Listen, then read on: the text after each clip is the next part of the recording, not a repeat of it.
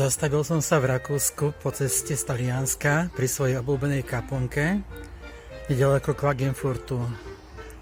Zdriemol som si tu asi na 2 hodinky a potom ráno okolo 6 som si tu pripravoval raňajky.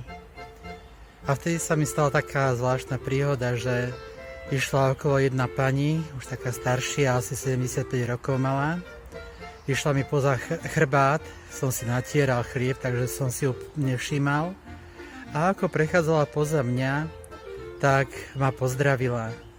Som sa otočil k nej, chcel som jej odzdraviť, no a bol som zmetený, pretože v tom momente som si nevedel uvedomiť, že ako mám pozdraviť v Rakúsku. Ja teda stále mi išlo po hlave buongiorno. No a tak som vlastne zostal tak trošičku v pomykove a viac menej som jej ani neodzdravil, len som jej odkýval hlavou.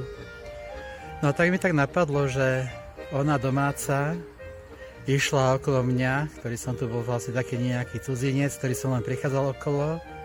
Ona dáma okolo mňa, muža, staršia ako mladšieho a pozdravila ma.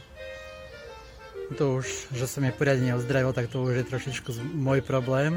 Ale tak mi napadlo, že ako sa mnohokrát správame my k cudzím ľuďom na Slovensku.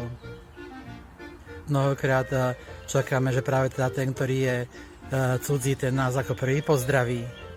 Alebo teda čakáme ten spoločenský bonton. Mohla reagovať spôsobom, ako by to bolo na Slovensku typické, čo tu robím. Prečo som sem vôbec prišiel. Alebo mohla zareagovať, prečo parkujem tu na, veď túto kúsok odtiaľ to je parkovisko pre ľudí, ktorí prechádzajú okolo.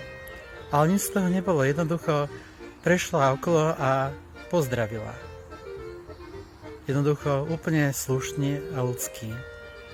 Toto nám na Slovensku trochu chýba. My sme častokrát k sebe takí, možno niekedy anonymní, že jednoducho nemáme jeden od druhého záujem, alebo až priam negatívne naladení. Mohli by sme sa od týchto Rakúšanov učiť práve v takej ľudskosti, takom naozaj obyčajnom slušnom správaní.